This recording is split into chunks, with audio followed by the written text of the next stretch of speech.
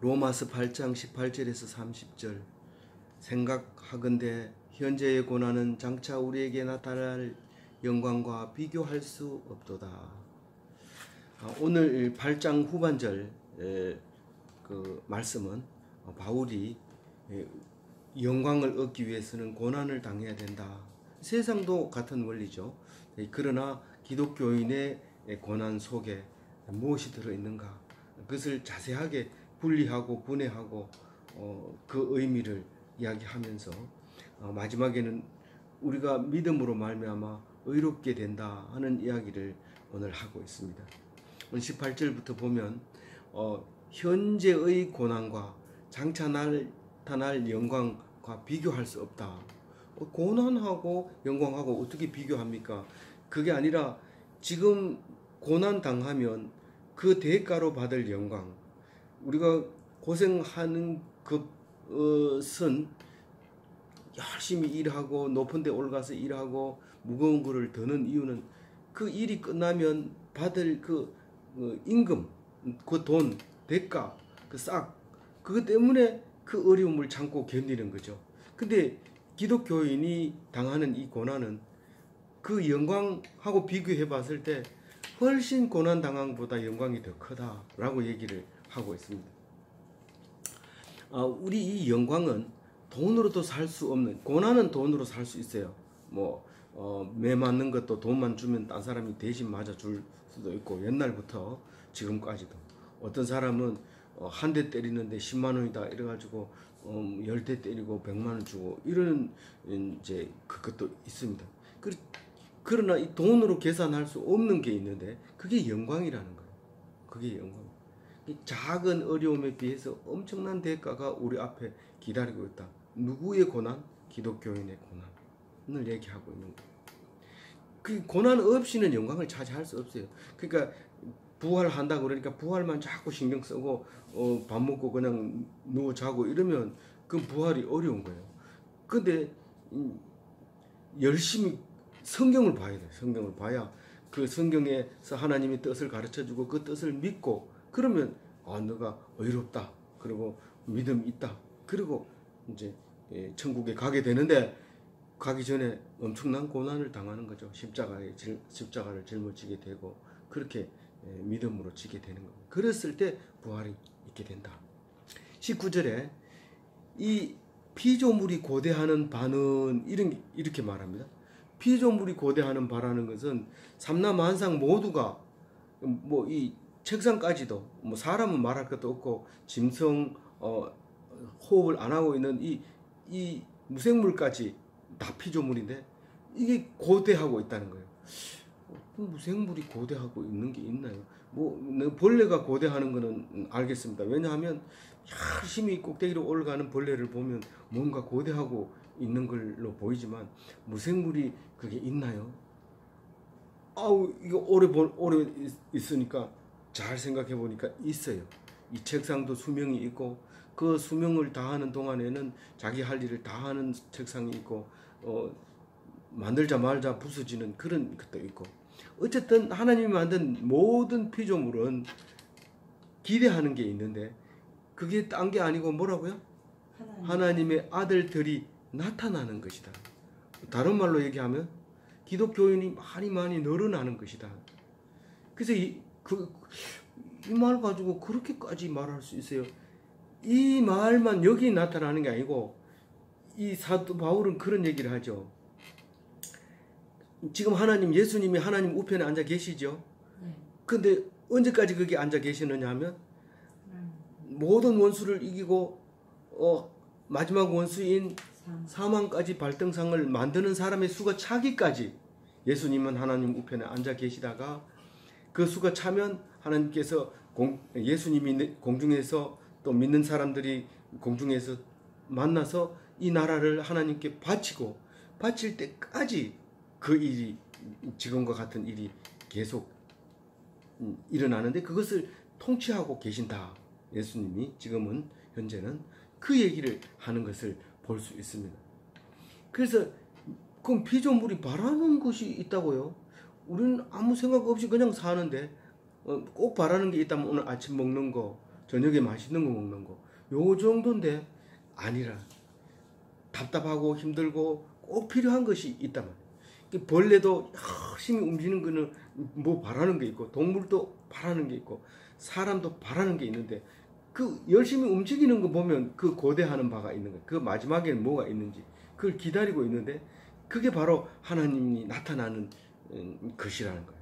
그래서 그 우리는 잘 모르지만 선교사들이 가끔 와서 이제 얘기하는 거 들어보면요, 이 예수 믿는 나라와 예수 믿지 않는 나라가 있는데, 그 비행기를 타고 이렇게 날아가 보면 예수를 안 믿는 나라는 산이 민둥산이고, 예수 믿는 나라는 이 산천초목이 푸르다는 거예요.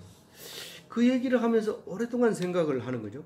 이 모든 산천초목이 이 하나님 뜻의 순리에 맞아야 되는데, 그것을 사람의 그 뜻에 합당하게 하려고 하니까 산이 민둥산이 될 수밖에 없는 거죠. 그래서 산천초목이 다 하나님 아들들이 나타나기를 기다리고 있다는 거예요. 20절에 보면 피조물이 허무한데 굴복하는 것은 자기의 뜻이 아니요 오직 굴복하시는 이로 말미암음이라. 이 얼핏 보면 이 말을 이해할 수가 없어요. 피조물이 허무한데 굴복한다는 건 뭐예요? 뭐 우리 책상에 대해서는 뭐 허무한데 굴복하는 거를 뭐 그까지는 못 간다 하더라도 우리 동물이나 곤충까지만 얘기해. 사람은 말할 것도 없어요. 우리가 아무리 열심히 일하고 노력하고 높은 데 올라가서 대통령이 된다 하더라도 사실은 지나놓고 보면 그게 허무하다는 것을 알게 돼요. 그러면 허무하니까 대통령 안 할래? 그럼 그 사람은 또 허무하지 않는데 일할 거냐? 그것도 아니고 그 사람이 했는 것도 여전히 허무한 거예요. 그러면 그 허무하다는 얘기는 무슨 말일까요? 그 끝이 없다는 거예요. 끝은 죽는 것밖에 없고, 그 끝나면 뭐 더 이상 뭐 얘기할 거 없다는 거예요. 그래도 이름 좀 남겨놓으면 안 될까요? 그러니까 이름 좀 남기려고 뭐 큰일 맡았는데 그만 감옥에 가버리고, 큰일 좀 이름 좀 남겨가지고 족보에다 이름 올리려고 그 문중에서 가가지고 폼 좀 잡으려고 높은 자리 딱 앉았는데 그만 비리가 들통나서 자살해버리고. 이게 허무한 일을 그만큼 열심히 했다는 것을 알 수 있어요. 근데 이 모든 피조물이 다 그래요. 그 우리 그 잘 아는 그 만화책 비슷한 그 있죠. 그 아낌없이 주는 나무, 그 그림을 보면은 이 벌레, 그 사람이 그린 책, 다른 책 중에는 이 벌레가 계속 이게 끝까지 올라갑니다. 끝에 올라가면 갈 데가 없어요. 그게 온 벌레들이 달아서 이렇게 산을 이루고 있는 그림을 이렇게 그려줍니다. 그 허무한 짓을 하는 거죠.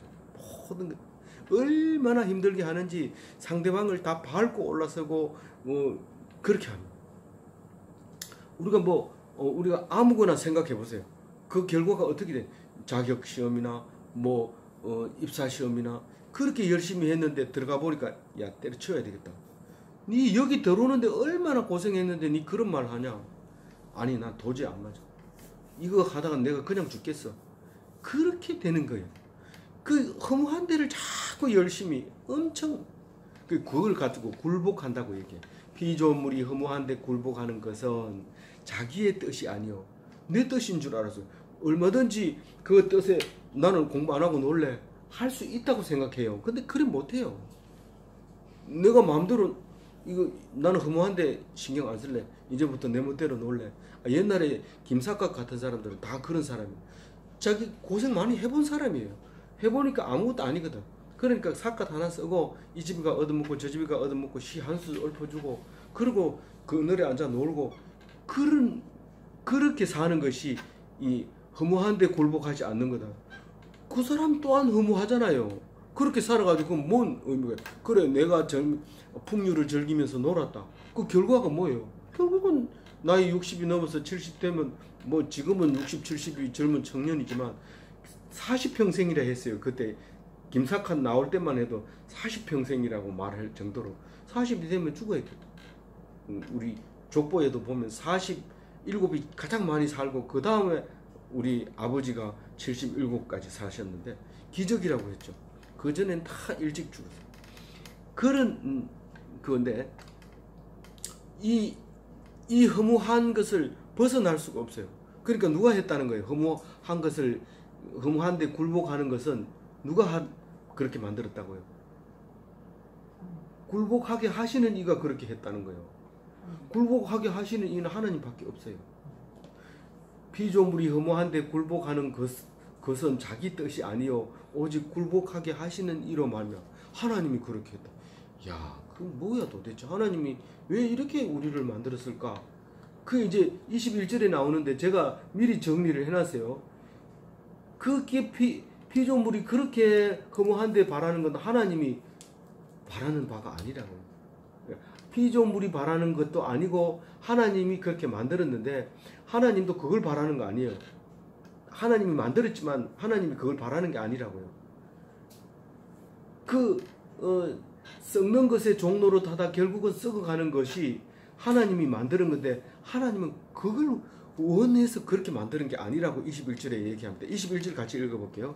그 바라는 것은 피조물도 썩어짐의 종로한 데서 해방되어 하나님의 자녀의 영광을 자유를 이루는 것이다. 이 21절은 복잡하지만 한마디로 얘기하면 하나님 알기를 원한다는 거예요. 하나님 알기를. 모든 피조물이 나는 하나님이 만들었다는 것을 알기를 원한다는 거예요. 그래서 별 볼 일 없는데 종로로 타도록 만들어 놓고 해보니까 별 볼 일 없다. 야, 그럼 뭐냐? 그럼 우리는 뭐냐? 하나님이 우리를 만들었지 않느냐? 그러니까 만든 사람한테 우리 왜 이렇게 썩어지도록 썩은데 종로로 타도록 없어질 것에다가 종로로 타도록 그렇게 만들었습니까? 한마디 질문을 하라는 거예요. 의문을 가지라는 거예요. 물어보라는 거예요. 21절 얘기가 그 얘기예요. 물어보면 너는 원래 나의 자녀야.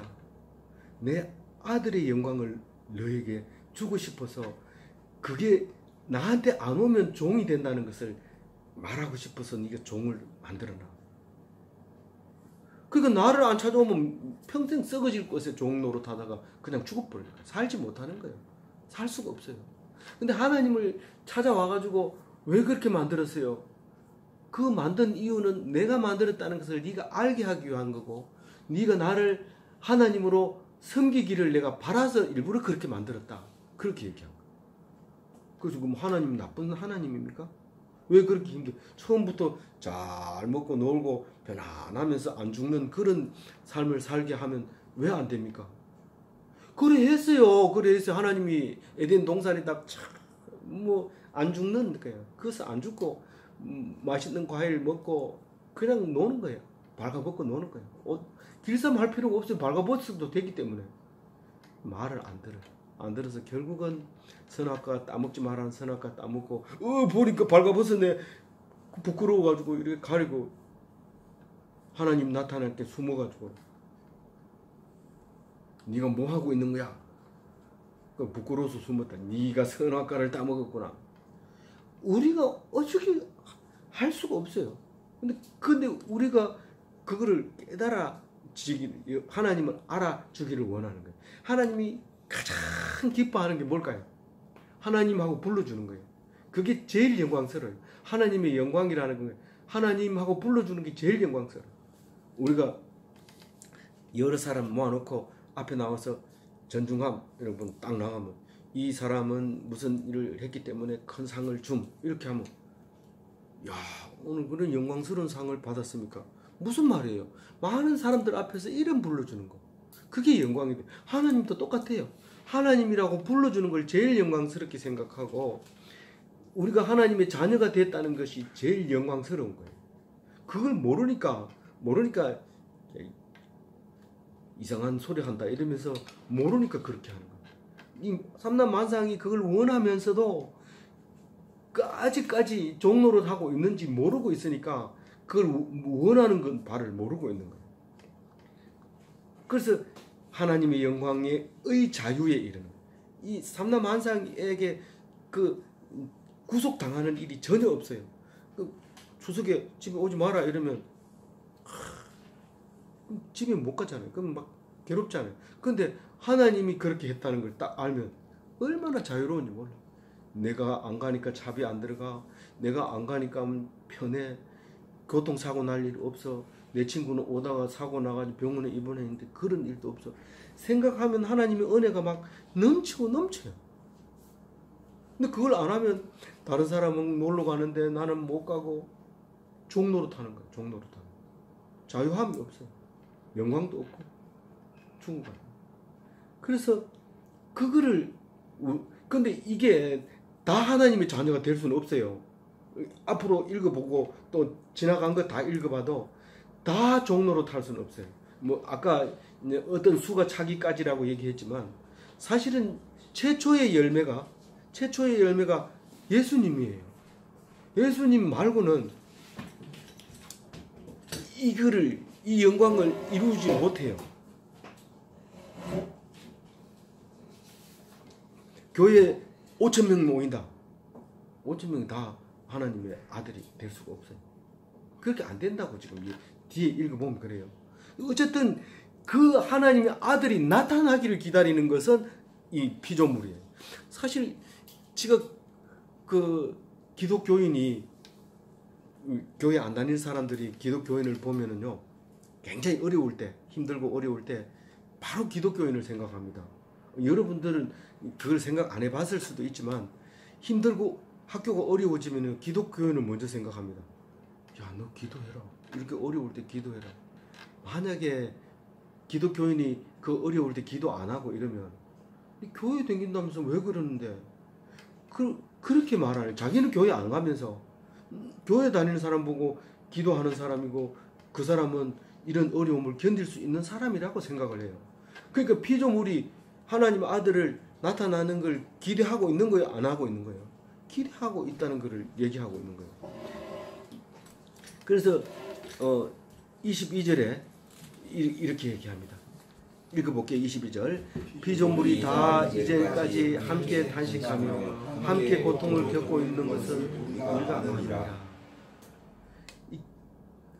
여기 앞에 자유하고 이거 22절하고 이제 반대되는 말이죠. 다른 사람은 지금 탄식하고 고통 속에 겪고 있다는 거예요. 하나님의 아들만 자유를 누리고 있다는 거예요. 그 영광 속에서 자유를 누리고 있단 말이에요. 근데 이 다른 피조물은 다 함께 탄식하며 고통 속을 겪고 있는 걸 우리가 다 안다는 거예요. 그럼 어떻게 이 책상이 고통하고 있는지 저 벌레가 고통하고 있는지 어떻게 알아요? 영어로 가르쳐줘요. 그 영어로 그 소리를 들려줘요. 이게 아침에 날씨가 좀 흐리면은 올라오다 보면 지렁이가 길바닥에 쭉 나와서 이게 말라서 막 죽어가요. 그 피조물 그것은 지금 이 기압이 낮으니까 호흡이 곤란하니까 밖으로 나와가지고는 햇빛이 쬐니까 들어갈 구멍을 못 찾고 말라 죽는 신음하고 고통하는 그 소리를 듣는 거예요. 근데 그것을 알면은 이 지렁이는 죽으면서도 행복할 수도 있겠죠. 근데 지렁이가 어떻게 하나님의 뜻을 알겠어요? 그건 불가능한 일이죠. 근데 뭐를 원하는 거예요? 하나님의 아들이 나타나기를 원하는 거예요. 그러니까 그 지렁이를 보면서 하나님의 아들이 아닌 사람은 우리가 지렁이보다 나은 게 뭐 있나? 이렇게 열심히 한들 언제 죽을지 모르고 좋다고 갔는데 그게 저렇게 죽을 길인지 어떻게 알아? 사는 게 아니에요. 심지어 어떤 사람은 하도 그걸 오래 생각하니까 우울증이 걸리고 어떤 사람은 우울증 걸리는 거는 그래도 그나마 약 먹으면 되는데 정신착란이나 정신분열이 일어나면 이건 약 먹어도 안 돼요. 근데 하나님의 아들이 딱 되면 그걸 보고 기뻐하는 거예요. 저렇게 고난을 그 뜨거운 땡볕에 돌아다니지만 이제 곧 편안히 쉴 날이 오구나. 그렇게 생각하면 그 지렁이를 보고도 마음이 편해지는 거예요. 장례 집에 가가지고도 마음이 편해져요. 영원 안식에 들어갔구나. 나도 얼마 안 있으면 영원 안식에 갈 텐데 하나님 감사합니다. 얼마 안 있으면 가기 전까지 하나님만 열심히 섬기겠습니다. 그런 마음으로 가게 되면 장례식도 기쁘고 그런 거죠. 그게 피조물이 하나님의 아들을 기다리고 고대하는 건데 오늘 그 몇 절 읽었죠? 22절 그것을 고통을 겪고 있는데 우리는 그럼 어떠냐? 우리는 23절에 우리는 다 고통을 겪고 있는데 우리는 그럼 어떠냐? 우리도 고통을 겪고 있다는 거예요. 우리라는 거는 교회 다니고 성도고 신앙이 있는 사람도 우리도 고통을 겪고 있다는 거예요. 23절 읽어봅니다. 그뿐만 아니라 또한 우리 곧 성령의 처음 익은 열매를 받은 우리까지도 속으로 단식하여 양자될 것 곧 우리의 몸의 성량을 기다립니다. 이것도 어렵죠. 23절 이 성도들이 또 탄식을 하는데 모든 피조물과 성도들까지도 속으로 단식하죠. 겉으로 뭐 우는 사람 하나도 못 봤다 이러지만 맨날 기도할 때마다 한숨 쉬고 막 이렇게 하는 거예요. 그게 뭐냐면 우리는 사실 그렇게 안 해도 되는 이유가 뭐죠? 하나님의 아들들이 나타났기 때문에 우리는 안 해도 돼요. 아들들이 나타난 게 아니라 아들들 중에서 제일 먼저 나타난 게 누구예요? 예수님이. 그게 성령의 처음 익은 열매를 얘기하는 거예요. 처음 열매를 받았어요, 안 받았어요? 우리는 받았어요. 그러니까 우리라고 얘기하는 거예요. 예수 그리스도를 알아요. 근데 그것을 받고도 계속 탄식하고 있어요. 고통당하고 있어요. 뭐를요? 뭐 하기를 기다리고 있는 거예요. 양자 될 것. 우리 몸의 속량을 기다려요. 이게 막노동을 하고 나면 온 뼈마디가 쑤시고 고통스러워요. 울면서 언제까지 이렇게 고통스럽게 살아야 됩니까? 그러면 예수 그리스도가 십자가를 이렇게 보여주면서 내 손 내 못자국을 봐라. 니는 아직도 손에 못자국은 없네. 이러면 그 아프던 것이 그만 안 아파져요. 예수님한테 내놓을 게 아니래. 그러니까 정신이 맑아지면서 네, 알겠습니다. 하나님, 반드시 나를 하나님 우편에 앉아 계시는 예수님과 같이 해주시리라 믿습니다. 그날이 빨리 오게 해주세요. 그렇게 기도할 거잖아요. 그렇게 기도하는 이야기를 23절에 그렇게 얘기한 거예요. 양자 될 것을 기다리는. 양자라는 것은 지금 내가 아버지라고 부를 수 있어요. 그렇지만 내가 하나님 아들이라고 나가가지고 이 사람의 아들들아, 이 하나님 아들이 말한다 이렇게 얘기하면 미쳤다 이러면서 오라고 그래가지고 이제부터 학교 들어오지 마 이렇게 야단칠 거란 말이에요. 근데 이 성경은 분명히 하나님 아들이라 했는데 그래 못해요. 예수님 때도 구약 성경에도 하나님 아들이라 했는데 예수님이 와서 하나님 아들이라 하니까 신성모독이라고 죽이잖아요. 그럼 예수님이 성경을 봐라, 분명히 봐라, 하나님 아들이라 했는데 하물며 나는 하나님 아들이 뿐만 아니라 하나님의 뜻을 가지고 이 땅에 왔는 나보고 신성모독이라고 하느냐, 그렇게 얘기를 해요. 결국 그 사람들은 하나님 아들이라고 하나님 아버지 이렇게 기도하면서 내가 하나님 아들이다 이렇게 말을 못해요. 왜냐하면 믿음이 없기 때문에 내가 진짜 하나님 아들 맞나? 그럼 저 사람도 아들이고 이 사람도 다 아들인데 내가 아들이라고 유별나게 그럴 수 있어요. 믿음이 강하면 남을 안 보고 나는 아들이라고 말할 수 있어요. 근데 내가 아들이면 저 사람도 아들인데 니 나하고 똑같네. 그런데 왜 니만 유별나게 그래? 이러니까 말을 못하는 거예요. 그러니까 이게 언제까지 그러냐면 예수님이 다시 오실 그날까지 우리는 이게 말할 수 없는 탄식으로 고통 속에 있는 거예요. 그러나 우리는 처음 익은 열매를 아니까 그 열매를 기준으로 하면 우리는 기다릴 수 있다는 게 인내하고 그 기다리라고 지금 얘기하고 있는 거예요. 그래서 그날을 어서 오시옵소서 이렇게 말하는 걸 그 히브리 헬라어로 그리스어로 마라나타라고 그래요. 그날을 기다리는 거예요. 그게 기독교인의 신앙이 그래요. 그날을 기다린다는 뜻은 지금 어떻다는 거예요? 괴롭다는 거예요. 술집에 가서 노래하면서 마라나타가 이건 안 돼요. 그건 안 되고 지금 막 일하고 와가지고 거의 죽을 지경이고 아니면 누가 나를 총을 들고 나를 수색하고 있을 때 마라나타. 이 총 들고 나를 발견하기 전까지 빨리 와서 심판해 주세요. 그렇게 기다리는 게 마라나타. 주 예수여 어서 오시옵소서. 그냥 놀면서 그렇게 찬송하면 그거 안 맞는 거예요. 진짜로 힘들고 고통 속에서 마라나타 노래를 불러요. 24절에 25절에 기다리는 방법, 그러니까 인내하는 방법, 그것을 얘기해 주는 거예요. 24절 읽어봅니다. 우리가 소망으로 구원을 얻었으며 보이는 것이 소망이 아니니 보는 것을 누가 바라리요. 내가 이제 60이 넘어서 죽을 때가 다 됐는데 하고 싶은 게 뭐냐 이러면 뒷집 땅을 사서 거기다 주차장으로 하고 교회를 하나 세우는 게 소원이다. 그게 눈에 보이는 거죠. 근데 그거는 아무것도 아니에요. 그건 소용없는. 그 주차장 만들어가지고 교회 만들어봐야 교회는 바로 나고, 교회는 말씀을 가진 사람이 교회지 주차장이 교회가 아니라. 그거는 교회가 큰 순간 아마 이미 교회가 안 되는 거예요. 근데 24절은 뭐라고 그래요? 눈에 보이는 게 소망이 아니에요. 눈에 보이는 걸 바라면 어떻게 된다고요? 그게 얼마나 길지 모르지만 잠시 멸망하고 사라져버리고 없어져. 예, 썩어질 거예요. 그런 거는 소망을 둘 필요 없다. 영원한 것을 소망으로 둬야 된다. 그래서 25절에 만일 우리가 보지 못하는 것을 바라면 참음으로 기다릴지니라. 우리가 기다려 언제까지 그거 몰라. 기다려. 모르죠. 눈에 안 보이는 걸 기다리는데 그 안 보이는 게 올라가면 얼마나 무한 인내. 그걸 우리에게 요구하고 있는 거예요. 무한 인내. 진짜 참기 어렵거든. 십자가에 못 박혀 죽어야 되는데 자격이 돼야 죽죠. 자격이 돼야 누가 못을 박죠. 내가 예수님처럼 죽고 싶은데 나 좀 뭐 좀 박아주면 안 되나? 안 박아줘요. 누가 박아줘요? 바로 자기가 감옥에 가야 된다. 그러니까 비밀리에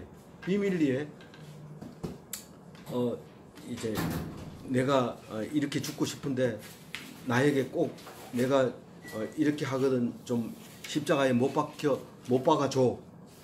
이렇게 부탁을 하고 한 사건이 있었어요. 옛날에. 그래서 가보니까 십자가에 달려 죽은 동굴 속에서 십자가에 달려 죽은 사람을 발견해서 수사관이 갔더니 누군가 도움 없이는 절대로 이렇게 십자가에 달려 죽을 수가 없다. 그래서 조사하고 이랬는데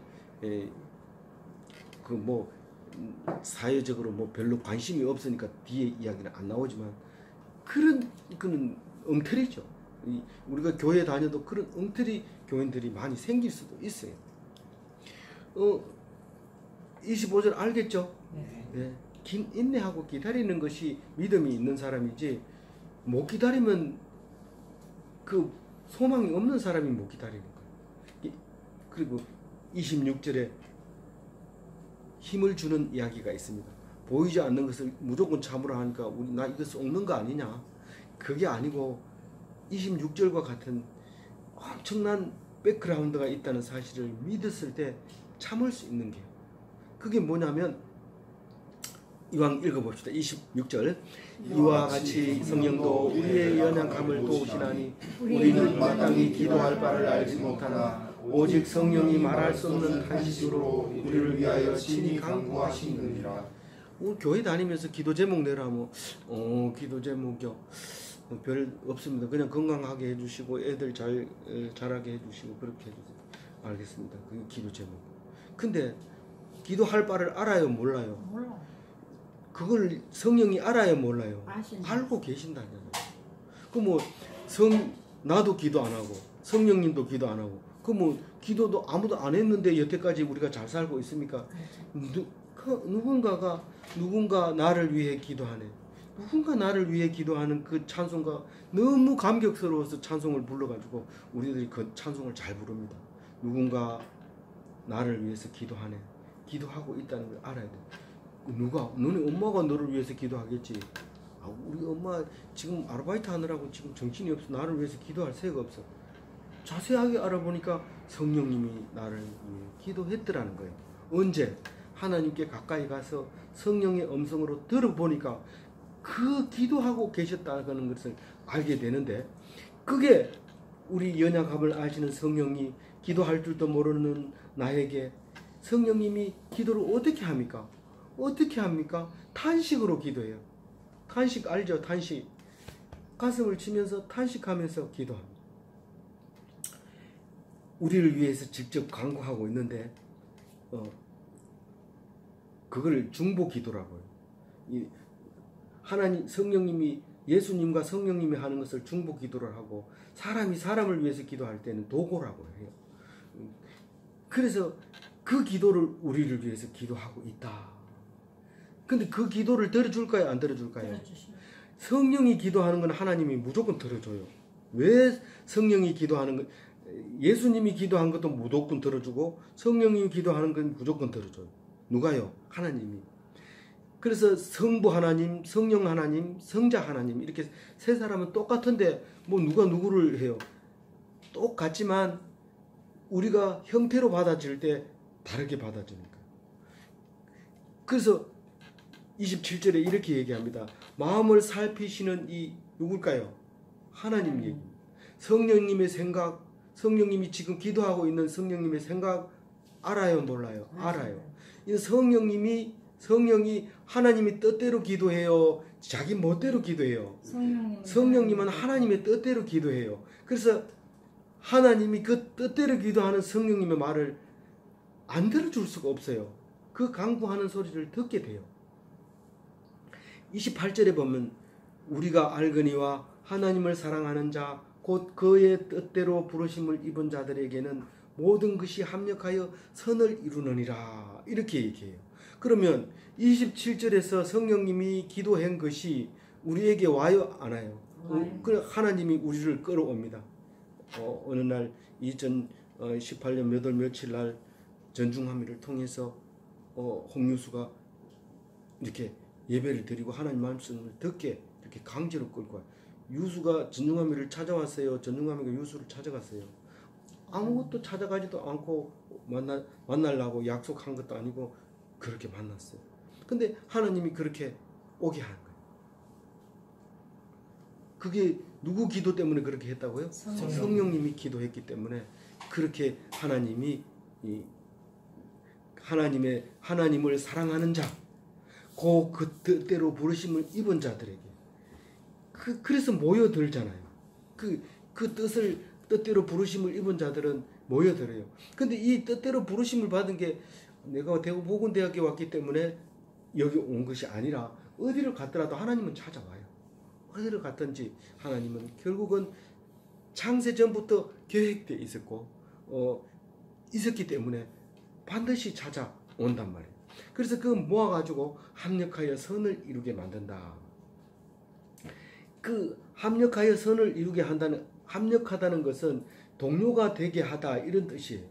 그러니까 믿는 자는, 하나님 뜻대로 행하는 자는 믿는 자를 얘기하는 거고, 그 믿는 자는 여기서는 지금 그 얘기를 할 필요도 없어서 안 하지만 신자라고 하잖아요. 신자는 믿으면 의인이 되는 거예요. 기독교는 여기서 그 뜻대로 부르심을 받는 것을 선이라고 해요. 하나님의 뜻대로 하는 것을 선이라고 하고, 그 믿음이 있는 사람을 의인이라고 해요. 의에 대해서는 지난번 수요일날 한번 얘기했는데, 의자는 옳다고 하는 건데 누가 옳다고요? 내가 양처럼 되는 게 옳을 의, 한문으로 뜻 글자로 풀이하면 양양자 밑에 나자를 써요. 내가 양이 되는 게 옳은 사람이에요. 그리고 선자를 보면 양 밑에다가 제단을 이렇게 그려놨어요. 그 제사 지내는 게 선이에요.